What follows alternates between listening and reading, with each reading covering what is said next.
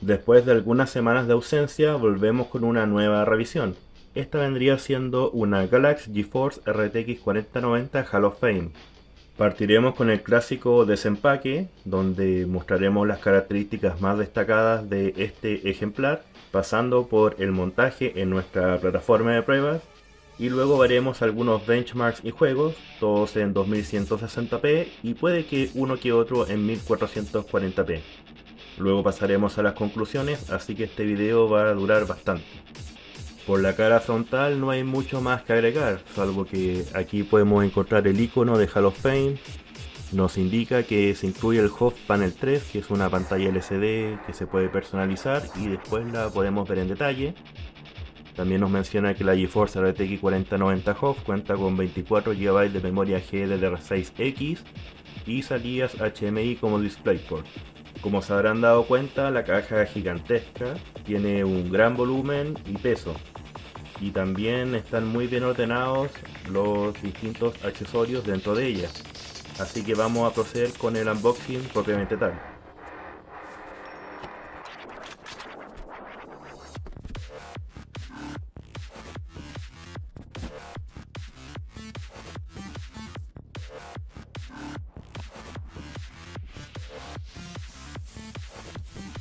La caja cuenta con tres niveles. En este primer nivel tenemos el Hot Crown, que es un accesorio el cual se puede personalizar a nivel de iluminación y se monta en la parte superior con un conector magnético para completar la corona. Viene la tarjeta de video propiamente tal y detrás viene el Hot Panel 3. En el nivel intermedio vendría el soporte de aluminio junto a un par de guantes y en la parte inferior todos los cables de alimentación de energía, conectores USB, etc.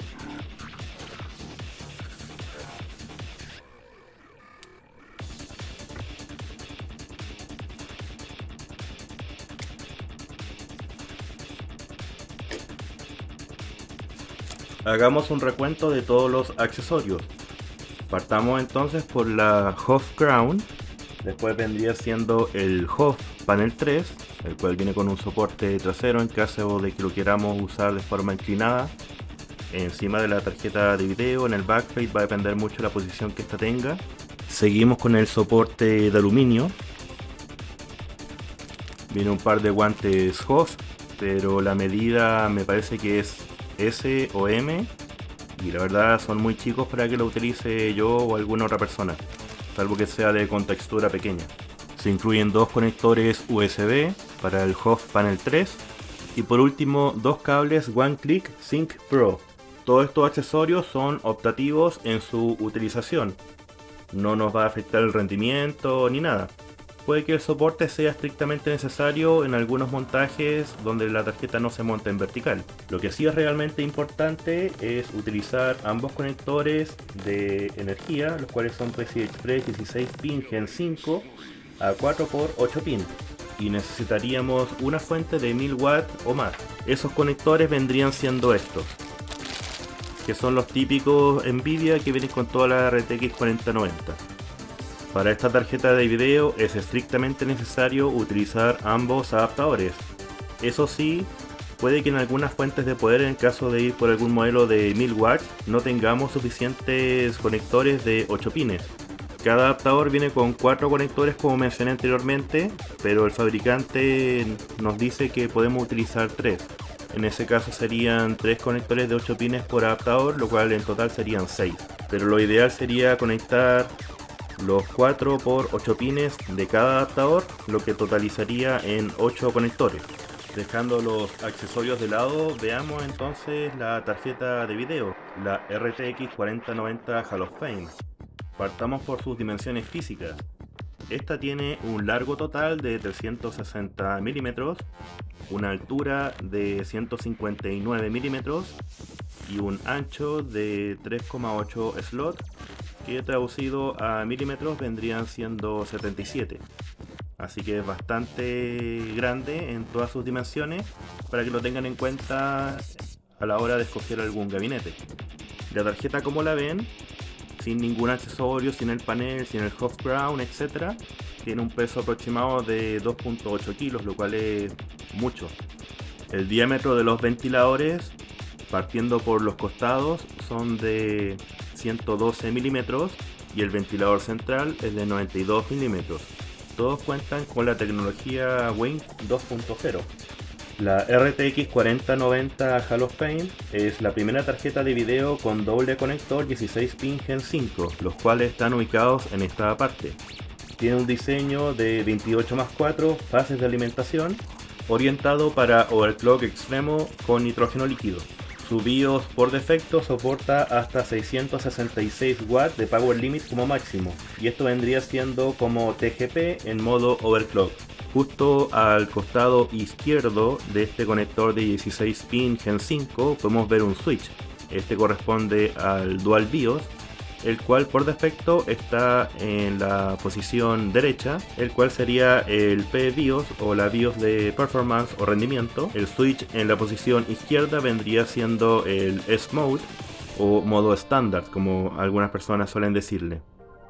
Y básicamente es lo mismo, es como una BIOS de respaldo, con leve menores frecuencias que suelen ser como 20-30 MHz, y la curva de ventiladores es un poco menos agresiva. Las tarjetas de video Hall of Fame suelen ser muy cotizadas debido a que son de edición limitada y en su totalidad son de color blanco. Eso incluye tanto al backplate como el PCB, los ventiladores, la carcasa, etc. Por esta zona podemos ver puntos de medición en caso de que queramos utilizar un multímetro digital para medir de forma más exacta el voltaje de más 12 volts de entrada, el voltaje del GPU, por ejemplo, el voltaje de las memorias GDDR6X, etc. Y por este corte de acá tenemos unos indicadores LED que nos avisan en caso de que alguno de los conectores de 16 pin Gen 5 esté mal conectado o los conectores de 8 pines sean insuficientes. En el caso de que conectemos solamente dos conectores de 8 pines por adaptador, o en alguno conectemos 3 o en otro 2 y cosas de ese estilo. Más que nada como una seguridad en caso de. Por el bracket trasero vemos un corte bastante original, el cual asemeja a la corona de Hall of Fame, el cual está bastante bonito, y el resto serían las salidas de video. Tenemos por acá un HDMI 2.1A y 3 DisplayPort 1.4A. Este botón de acá se conoce como el Hyper Boost y sirve para enclavar los ventiladores de la tarjeta de video al 100%, lo cual reduce las temperaturas en hasta 10 grados Celsius, pero los decibeles suben una enormidad, así que es bastante molesto en caso que lo quieran utilizar de esa forma 24/7. Ahora corresponde presentarles cuál es la plataforma de pruebas para la revisión de la RTX 4090 Hall of Fame. Partimos con el procesador, el cual es un Intel Core i9 13900KF, el cual está con un poco de overclock sobre los valores de fábrica. Está con 5800 MHz en los núcleos de alto rendimiento, así como con 4500 MHz en los núcleos eficientes. Esto con un voltaje de 1.32 o 1.33 volt aproximadamente. La placa madre vendría siendo una MSI MEC Z690 Unify X, la cual estuvimos viendo durante la revisión de la RTX 4080 Aorus Extreme. Y esta está con la BIOS A.90, que hasta la fecha es como la última BIOS estable que recomiendan en los foros, tanto como Reddit y overclockers.net. En cuanto a las memorias RAM, tenemos un kit de memorias DDR5 Trian Z5 RGB, las cuales vienen con una frecuencia nominal de XMP 6400 o 6400 megatransfers y latencias 32, 39, 39, 102 a un voltaje de 1.4 volts. Nosotros le hicimos un poco de overclock y las tenemos a 6600 megatransfers o 3300 MHz en el DRAM frequency y latencias de 30, 38, 38, 78. Es para sacarle un poquito más de rendimiento. Y no se nos olvide donde dice aquí Anchor Frequency a 4500 MHz. Esta sería la frecuencia del cache o el ring cache, como le suelen llamar en MSI. En el almacenamiento estaremos utilizando un Samsung 970 EVO Plus de 2 TB, donde estará la mayoría de los juegos, y un par más que serían los respectivos de Ubisoft, Epic y Electronic Arts estarán en un 870 QBO de 2 TB, Que no se nos olvide la fuente de poder, la cual es una Rocktor 1200, la cual nos servirá para cuantificar la plataforma en watts. En esta pestaña de GPU-Z podemos ver todas las especificaciones técnicas de la RTX 4090 Hall of Fame, así como la cantidad de CUDA cores, los ROPs, TMUs, la interfaz, PCI Express 4.0, A16X, el ancho de banda, el filtrado de textura, frecuencias, etc. Y si vamos a la pestaña de Advanced y luego aquí donde dice Nvidia BIOS, nos vamos a fijar que esta BIOS viene con un power limit de hasta 666 watts, el cual sería como el máximo teórico, el techo, en caso de que quisiéramos hacer algún overclock. Pero para lograr esto tenemos que también subir el voltaje, y de momento eso está bloqueado con esta BIOS. Tendríamos que cambiarla, y eso quizás, dependiendo del tiempo, podríamos verlo casi al final del video, donde podríamos mostrar un poco de overclock y qué es lo que puede hacer esta tarjeta de video, ya que gracias a un tercero nos pudimos conseguir la BIOS que desbloquea todos estos límites, y este máximo sube de 666 watts a 1000 watts, o sea un incremento del 50% por sobre este valor. Y también se adjunta una herramienta especializada que utilizan los overclockers profesionales para hacer overclock al aumentar voltajes tanto del GPU como de las memorias. Pero como estamos utilizando el cooler stock, no es mucho la ganancia que vamos a tener. De hecho, puede que mejoremos quizá unos 50, 60 MHz, lo cual es bastante poco. Pero como dicen, peor es nada.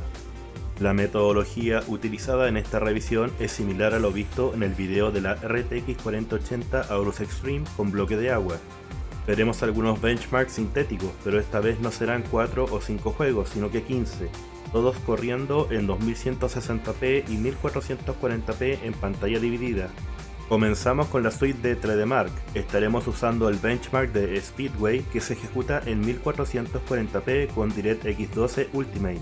La RTX 4090 HO alcanza un consumo aproximado de 450 watts, la plataforma completa pasa ligeramente los 600 watts. Respecto a los resultados, logramos alrededor de 100 FPS promedio, lo que se traduce en un puntaje final de 10.048 puntos. Como referencia, una RTX 4080 Supreme X logra una cifra de 7150. En Unigine Superposition, usando la modalidad de 8K Optimize, vemos un comportamiento similar al benchmark anterior respecto al consumo de la RTX 4090. Eso sí, las temperaturas del GPU son un poco más altas y rozan los 60 grados Celsius. Tras terminar esta prueba comparativa, logramos un resultado ligeramente sobre los 13.000 puntos. En los juegos, comenzamos con Shadow of the Tomb Raider con la calidad más alta.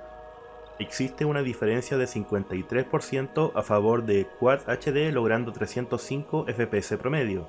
Anteriormente he explicado qué significa el GPU Bound, pero nunca está de más recordarlo. Se refiere al cuello de botella a nivel de CPU. Así, GPU Bound 100% implica 0% de cuello de botella en el CPU. Esto lo vemos en el registro de 2160p. Sin embargo, a 1440p tenemos un GPU Bound del 42%, lo que conlleva a un cuello de botella del CPU del 58%, es decir, el complemento para llegar al 100%. Seguimos con Forza Horizon 4 con gráficos en Ultra. Este juego no genera la suficiente carga en 4K Ultra HD y tenemos un porcentaje de GPU que baja del 90% constantemente. 1440p solo empeora las cosas, y por esta razón la diferencia de FPS es tan estrecha entre ambas resoluciones, siendo esta de 6 FPS promedio, lo que se traduce en un 4%. Lo bueno de ejecutar este juego en Quad HD es que el power de la RTX 4090 es muy bajo, incomparable al de una RTX 3060 Ti, que se mantiene por debajo de los 200 watts. Aprovechamos de correr Witcher 3 con todo al máximo, incluyendo calidad Ray Tracing Ultra, DLSS calidad y Frame Generator. Logramos 111 FPS promedio en 2160p y 177 cuadros en 1440p, lo que se traduce en una diferencia del 59%.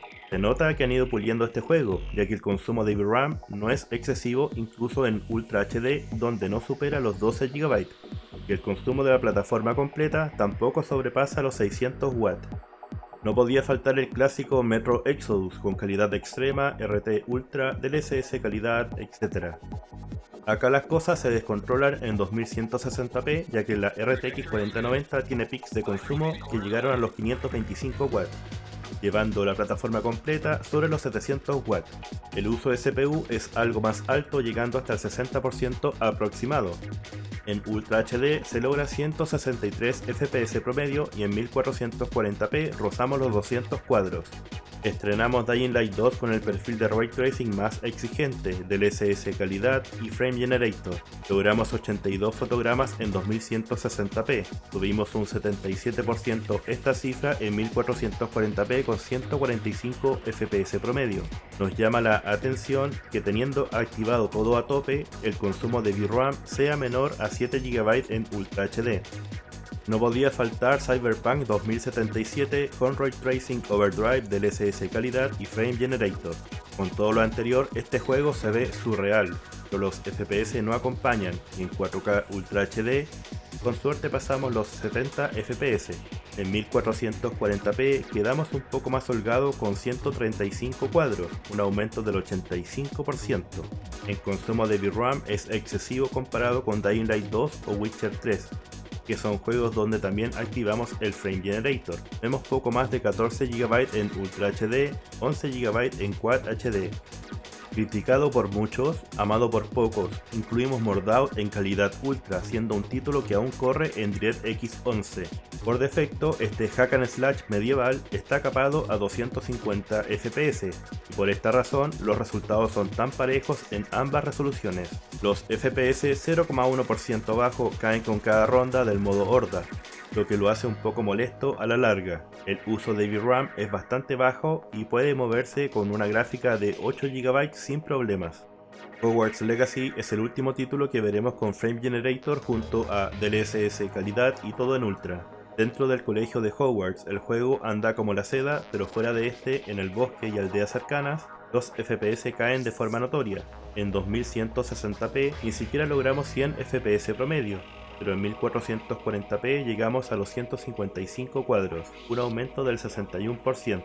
Un punto a favor es que el consumo de la RTX 4090 HOV es de 500 watts aproximados, esto para la plataforma completa. Lo extraño es que en Quad HD esta cifra es muy similar, faltan más parches que arregle su rendimiento irregular y algo bajos FPS 0,1%. Ahora pasamos a ver algunos títulos de Ubisoft como Assassin's Creed Odyssey en calidad ultra alta. Este es otro juego que corre en DirectX 11 pero que aprovecha mejor los recursos si lo comparamos con Mordhau. La RTX 4090 tiene un power menor a 300 watts en 2160p y en 1440p se mantiene por debajo de los 250 watts. La diferencia de FPS entre ambas resoluciones es de tan solo 33%. Ahora viene Assassin's Creed Valhalla, también en calidad ultra alta, pero en DirectX 12. En consumos energéticos a nivel de la RTX 4090 y plataforma completa, vemos un panorama similar al de Assassin's Creed Odyssey, aunque los fotogramas son un poco más altos. Llegamos a 122 FPS promedio en 2160p y 176 cuadros en 1440p. Far Cry 6 fue ejecutado en calidad ultra y demás opciones maximizadas. Este es uno de los claros ejemplos que hicieron plantearnos si realmente valía la pena usar la RTX 4090 HOV en 1440p, y eso que no estamos usando FSR ni otro tipo de escalado de imágenes. Entre 2160p y 1440p solo logramos una diferencia de 3 FPS promedio, que se traduce en un 4%. Este delta en términos porcentuales es mayor que en Mordhau, pero en ese caso hay un techo de 250 FPS. Es cosa de ver el porcentaje de uso de la GPU en ambas resoluciones. Horizon Zero Dawn se configuró en la mejor calidad, sin DLSS eso sí. La RTX 4090 HOV logra 154 fotogramas promedio en Ultra HD y 217 cuadros en 1440p, una diferencia del 41%. El consumo en 2160p se mantuvo por debajo de los 400 watts, lo que ayudó en parte a tener temperaturas algo más bajas. Notamos que los FPS 0,1% bajo se mantienen por debajo de los 100 FPS para ambas resoluciones. Borderlands 3 correrá en el perfil Badass, el cual exige un poco más que la calidad ultra. Obtenemos 128 FPS promedio en 2160p. En 1440p subimos esta cifra en 100 unidades, lo que representa un salto de 78%. La herramienta de benchmark tiene uno que otro corte de imagen, sobre todo en Ultra HD, lo que impacta negativamente los FPS 0,1% bajo. Es curioso que el consumo de la plataforma completa sea casi idéntico en ambas resoluciones. Civilization 6 estará en calidad ultra, pero sin forzar el MSA, ya que buscamos altos FPS. Pese a ser un juego que asemeja un tablero, obtenemos muy altos cuadros por segundo en ambas resoluciones. La diferencia entre 2160p y 1440p no es mayor al 4%. Eso sí, el porcentaje de utilización y power del Core i9 13900K son bastante elevados, con un consumo de 160 watts aproximados. Finalizamos las pruebas con Modern Warfare 2 en calidad extrema y DLSS de calidad. No modificaremos más allá estos perfiles. Bajo ninguna de las resoluciones utilizadas tuvimos cuello de botella a nivel de CPU, lo que es bastante positivo. Eso sí, la diferencia de fotogramas entre 2160p y 1440p no fue mayor al 7%, lo que se traduce en 11 FPS promedio. Considerar que esta prueba de benchmark entrega menores cuadros por segundo comparado con una partida rápida en modo público o rankeado. En el siguiente Excel resumimos los FPS promedio para 2160p y 1440p. El porcentaje de mejora se refiere a los cuadros por segundo que ganaríamos si pasáramos desde Ultra HD a Quad HD. Como en todas las revisiones, hay sombras y matices. Solo 6 de 15 juegos lograron un aumento sobre el 50% en los fotogramas y otros 5 no llegaron ni al 10% por diversas razones. Promediando todos los resultados tenemos una media del 38%, lo cual no es mucho. Por lo anterior, les recomendamos que prefieran juegos en 2160p si deciden ir por una RTX 4090.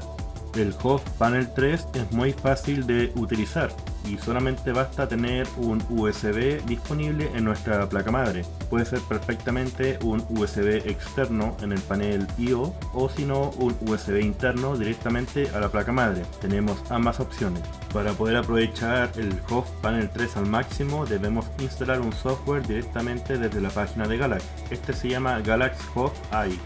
Tenemos tres opciones de funcionamiento para el HOV Panel 3, las cuales serían 1. Monitoreo, 2. Video y 3. Imagen. Así que desde la misma aplicación de HOV AI podemos acceder a los tres modos de forma muy sencilla. En Monitor, eligiendo el idioma y aplicando, podemos ver las estadísticas de la tarjeta de video. Si nos dirigimos a Media, tenemos dos opciones, foto y video. Seleccionamos las tres imágenes que están en BMP y presionamos Shuffle. Eso va a hacer que las imágenes se vayan rotando cada cierto tiempo. Y en caso contrario tenemos la opción de video. Seleccionamos y apretamos Play. Y se va a reproducir la intro de OCX Chile o algún otro video que nosotros hayamos cargado previamente. El siguiente video tiene como finalidad entretener y mostrar el potencial de la tarjeta de video en revisión. La BIOS Extreme OC, como el software para aumento de voltaje y frecuencia, no están disponibles en ninguna página oficial o alternativa, por lo que su distribución está muy restringida. No nos soliciten que les enviemos estos archivos ya que serán rechazados. Considerar que el overclock y cambio de BIOS podrían anular la garantía, causar inestabilidad y o reducir la vida útil de su tarjeta de video u otros componentes. Como en todo procedimiento, existen riesgos involucrados y los usuarios tienen que ponerse en el peor escenario si algo sale mal. En OCX Chile no nos hacemos responsables por pérdidas o daños causados de forma directa o indirecta tras haber realizado este procedimiento de cambio de BIOS, sea esta oficial o no. Es responsabilidad de los usuarios conocer los alcances de las pólizas de garantía y actuar de acuerdo a esas directrices. Están por su cuenta. El proceso de actualización a la BIOS que les comenté anteriormente, la cual permite desbloquear los límites de la RTX 4090 Hall of Fame, es bastante sencillo. Es simplemente ejecutar un archivo, pero antes de hacer cualquier tipo de modificación, acá en OCX Chile les recomendamos un dato muy importante, el cual consiste en respaldar la información por defecto de la BIOS de nuestra tarjeta de video. Eso se hace con este botón de acá donde dice Save BIOS. Le ponemos Save to File. Luego que la pantalla parpadee un par de veces porque se tiene que desactivar el driver, nos va a arrojar esta ventana donde podemos explorar alguna carpeta, que generalmente yo suelo elegir el escritorio, y ahí guardar el archivo de BIOS. Le podemos asignar un nombre si queremos, y si no, se guarda como ad102.rom. Y hay que verificar que cuente con este tamaño, que es aproximadamente de 2.048.000 bytes o 2 megabytes. También podemos hacer el guardado de BIOS a través de un programa llamado NVFlash, en caso de que GPU-Z nos impida realizar ese procedimiento.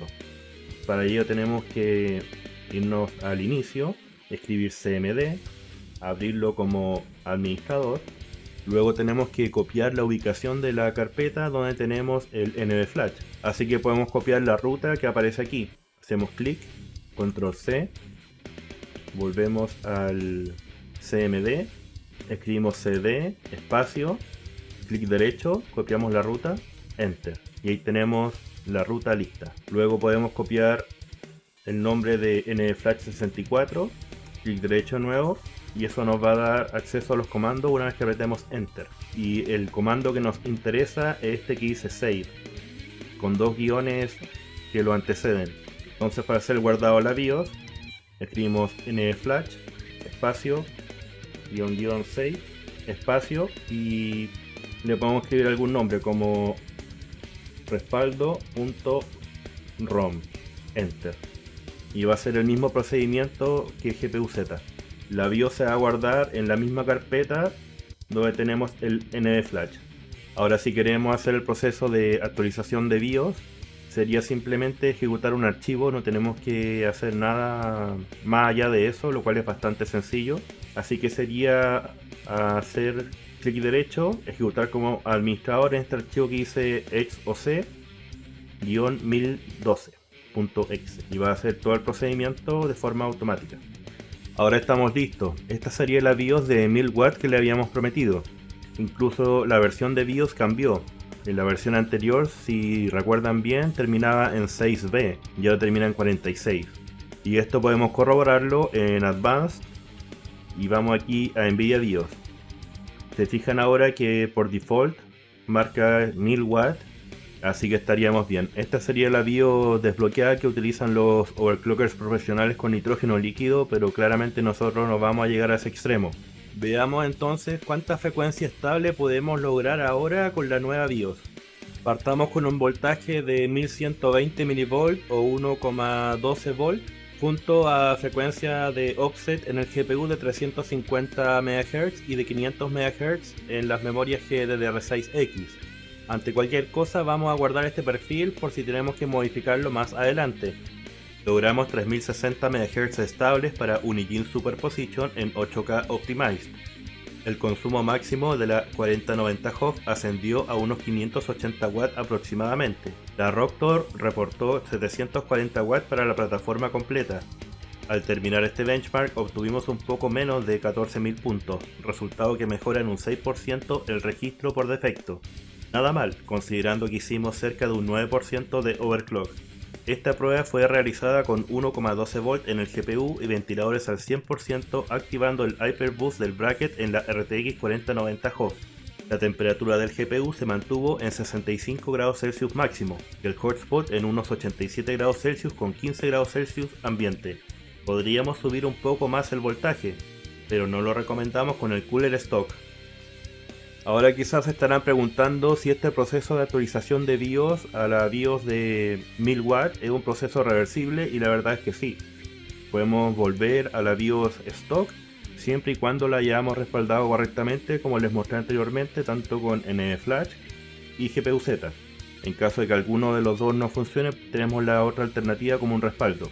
Así que vamos a ver eso, para cerrar bien el tema.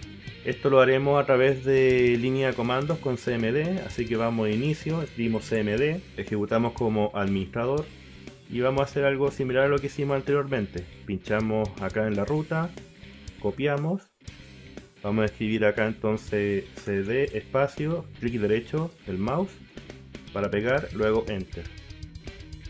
Y ahora sería simplemente escribir NVFlash, clic derecho, espacio, guión 6, que es para forzar, el proceso de flash y luego podemos copiar la BIOS que habíamos guardado anteriormente, que era la de respaldo.rom. Copiamos el valor completo, o el nombre completo más bien, con la extensión que sería .rom, y nuevamente clic derecho y apretamos Enter. Tenemos que confirmar apretando la tecla Y para Yes. Y luego Yes nuevamente. Una vez que está todo listo para que se apliquen los cambios tal como en el caso anterior, tenemos que reiniciar. La RTX 4090 cuenta con un bundle considerable y muy nutrido, incluyendo accesorios de todo tipo como el HOF Panel 3, la HOF Crown, soporte de aluminio, etc. Mucha gente suele escogerla debido a su estética, ya que es uno de los pocos modelos del mercado que tiene un acabado blanco, pero el modelo en revisión es mucho más que este atractivo estético. El doble conector 16 pin Gen 5 parecía intimidante en un principio, pero lo vimos como un desafío. Pese al desastre estético que provoca con los adaptadores Nvidia, por ser muy cortos, esta configuración es mucho más segura ya que la carga se distribuye 50-50 y este empalme a lo más tuvo que soportar 300 watts. Los modelos HOF o Hall of Fame son un símbolo de exclusividad ya que se ensamblan por partidas numeradas y solo son comercializadas en algunos países del mundo. Uno de sus puntos negativos vendría a ser su alto precio de $2.579, que está un 61% por sobre el MSRP de $1.599 impuestos por Nvidia. Este valor en pesos chilenos significa un costo de 2.060.000 pesos aproximadamente. Esto solo para la tarjeta de video en su empaque retail sin considerar envío seguro y gastos de aduana. Teniendo todos estos antecedentes, los 2.190.000 pesos a los que RCTech las publicó nos pareció un precio bastante aterrizado. No nos malentiendan, 2,2 millones de pesos es mucho dinero, pero viendo cuánto cuestan afuera y lo difícil que es conseguir uno de estos ejemplares, tenemos que sentirnos afortunados ya que ni en Estados Unidos se pueden adquirir de forma oficial. Si vemos solo todo, hay menos de 20 alternativas para las RTX 4090, siendo el modelo más asequible una Zotac Trinity OC por 1.700.000 pesos aproximadamente. En la gama alta, lo único que puede hacerle el peso a la 4090 HOF vendrían a ser los modelos ROG Strix, Aorus Extreme y las MSI Supreme con I/O. Sin embargo, las Galaxy Hall of Fame desde siempre se han comparado con gamas ultra altas como las EVGA Kingpin, donde han destacado en la validación de récords y registros de frecuencia a nivel mundial. Básicamente es como si estuviéramos comprando un Ferrari listo para competir. Aunque logramos 3030 MHz en el GPU de forma estable sin aumentar voltaje, viendo otros ejemplares tuvimos mala suerte en el Silicon Lottery. Haciendo uso de las herramientas de Overclock y Overvolt obtuvimos entre 30 y 50 MHz extras. No es mucho, pero estamos con el cooler de fábrica. Puede que con un bloque de agua o enfriamiento exótico podamos mejorar estos valores, pero de momento es inviable. Por todo lo anterior, recomendamos a la RTX 4090 Hall of Fame y le otorgamos el galardón de máximo rendimiento. Agradecemos que nos den un buen like si les gustó esta revisión. Pueden ayudarnos dejando un comentario o compartiendo nuestro trabajo, ya que eso favorece el algoritmo de YouTube. Nos vemos en el próximo video.